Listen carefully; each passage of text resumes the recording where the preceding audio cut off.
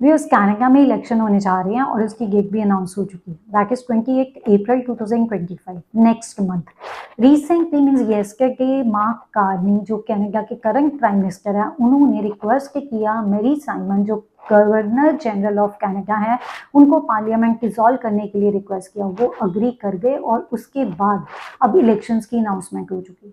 सो आज के वीडियो में सारी इन्फॉर्मेशन को डिस्कस करेंगे, साथ में आपको बताऊंगी इसका इमिग्रेशन या वीजा प्रोसेसिंग में क्या इम्पैक्ट पड़ सकता है।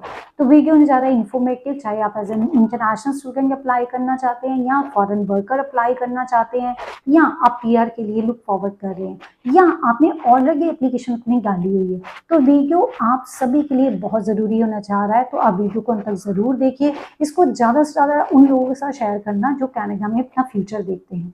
सो ऐसी इंपॉर्टेंट अपडेट्स के लिए मेरे चैनल को सब्सक्राइब करना, इंस्टाग्राम पे मेरे को फॉलो ज़रूर करना।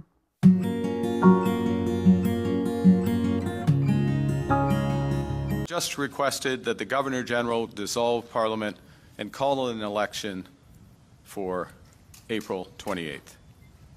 And she has agreed. Viewers, अभी आपने रिसेंटली सुना ही है, मार्क कार्नी ने अनाउंसमेंट कर दिया कि इलेक्शंस जो होने जा रहे हैं 28 अप्रैल को। जो कनाडा का इलेक्शन लॉ है ना, वो कहता है कि 37 से 51 डेज पहले कैंपेनिंग शुरू हो जानी चाहिए। यूजुअली हर 4 साल बाद इलेक्शन होते कनाडा में।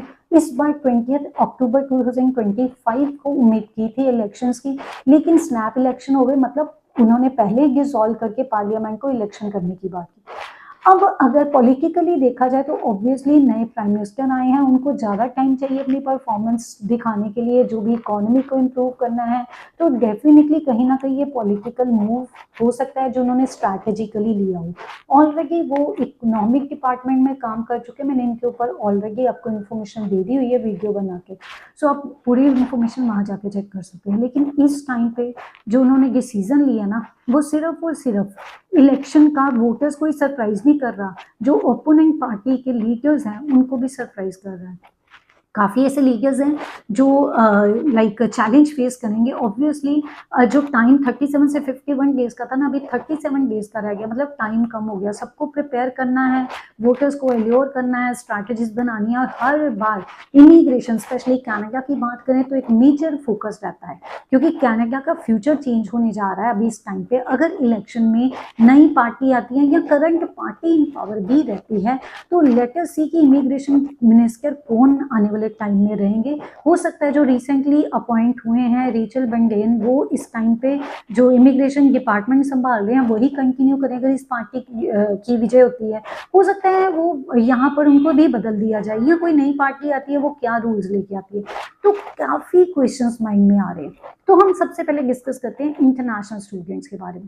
मैंने ऑलरेडी बताया कैपिंग हो चुकी हुई है गाइस, ट्यूशन फी है, डीएलआई से लेके चेंजेस है, टैपिंग है, काफी ऐसे एरियाज हैं, या उनका पीजेडब्ल्यूपी को लेके जो ऑक्यूपेशन लिस्ट इशू हुई है जिसमें भी प्रोग्राम्स ऐड ऑन भी हुए थे, तो काफी चेंजेस रिसेंटली हो चुके हैं। अगर नई गवर्नमेंट आती है तो कुछ भी एक्सपेक्ट किया जाता है, क्योंकि हर कंट्री में जो इलेक्शंस का रिजल्ट होता है वो अनप्रेडिक्टेबल रहता है। तो ये वोटर्स के हाथ में होता है किसको जिताना है और किसको हराना है। तो नई पार्टी इमिग्रेशन को डेफिनेटली मुद्दा जरूर बनाएगी, गवर्नमेंट इस चीज पे जरूर फोकस करेगी।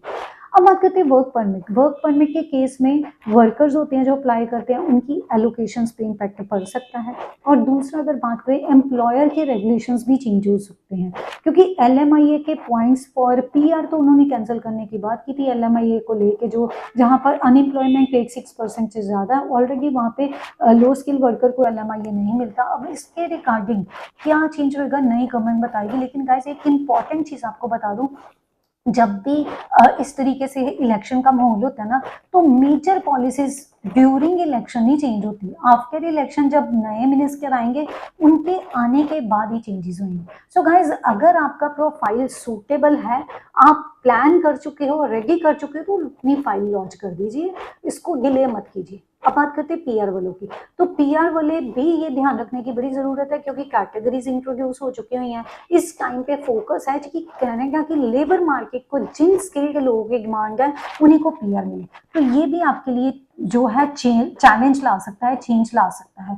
सो लेट अस सी इसमें क्या गवर्नमेंट का स्टैंड आता है, क्या वो करते हैं, तो किस तरीके से ये चेंजेस होते हैं। अब आपको एक चीज बता दूं, सबसे पहले आपने क्या करना है कि अपनी एप्लीकेशन अगर रेडी है तो उसको लॉन्च कर दीजिए। दूसरा, जितने भी इंपॉर्टेंट अपडेट्स आ रही हैं, जो भी करंट अपडेट्स आती हैं, उसके बारे में मतलब उन चीज़ों से अवेयर ज़रूर रहे।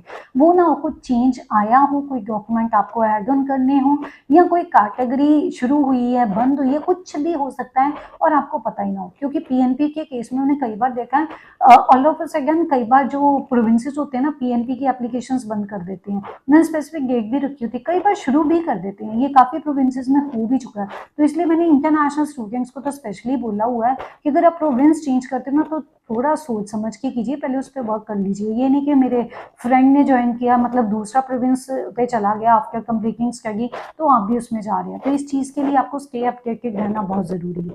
तीसरी इंपॉर्टेंट चीज़ जो है प्रोसेसिंग टाइम की, गाइस, क्योंकि टाइम इस तरीके का चल रहा है, प्रोसेसिंग टाइम, जब मैं वीकली इतना सारा गो थ्रू करती हूँ, एनालिसिस करती हूँ, तो मैंने ये देखा है कि जो स्टडी है या वर्क है, इसमें ज़्यादा चेंज नहीं हो रहा, लेकिन विजिटर विजिबलों का जो प्रोसेसिंग टाइम आगे से कम हुआ है। तो गाइज हो सकता है डिले और हो, क्योंकि एक और चीज़ बताऊँ, अभी बैकलॉग की इन्फॉर्मेशन आने वाली है और इस हफ्ते का आफ्टर 2-3 डेज आईआरसीसी की वेबसाइट पे प्रोसेसिंग टाइम अपडेट हो जाएगा। मैं इनके ऊपर यूजली वीडियो बना के बताती रहती हूँ, प्लीज़ उसको ज़रूर देखा करो, ताकि आपको पता चलता रहे कितना प्रोसेसिंग टाइम चल रहा है। और आने वाले टाइम में ड्यू टू इलेक्शन अगर प्रोसेसिंग डिले होती है तो आप पहले ही रेडी रहिए। मतलब मैं आपको ये सजेस्ट करती हूँ, ओवर कंसर्न मत होइए। ये ध्यान में रखिए कि आपका अगर प्रोसेसिंग टाइम डिले होता है ना, तो आप जो कंटिन्यू राइट नाउ कर रहे हैं उसको कंटिन्यू करें। ये नहीं कि अपने सारे काम छोड़ के कनाडा का वीजा आ जाना उसकी वेट करते रहें। आएगा वीजा, लेकिन आपको साथ में अपना जो कंटिन्यू है रूटीन वो करनी है। फॉर एग्जाम्पल, अगर आप जॉब कर रहे हो तो आपने वीजा डाला हुआ है, साथ में जॉब कर रहे हो तो जॉब करते जाइए। ये मेरा एक सजेशन है। सो गाइस, आपको भी क्या लगता है कि आने वाले टाइम में कनाडा में इमिग्रेशन, उस पर क्या असर होएगा इलेक्शंस का? आपके माइंड में अगर कुछ अलग सा पॉइंट, कोई ऐसा आइडिया आ रहा है जिसको आप शेयर करना चाहते हैं, तो प्लीज़ कमेंट बॉक्स में लिख के ज़रूर बताना। और ऐसी इंपॉर्टेंट अपडेट्स के लिए मैं चैनल को सब्सक्राइब करना, अगर आप अपडेटेड इन्फॉर्मेशन चाहते हैं इमिग्रेशन इंडस्ट्री से रिलेटेड। और इंस्टाग्राम पे फॉलो ज़रूर करना मेरे को। मेरी अगली वीडियो किसी और इंपॉर्टेंट अपडेट के ऊपर होगी, तब तक के लिए stay informed and stay vigilant.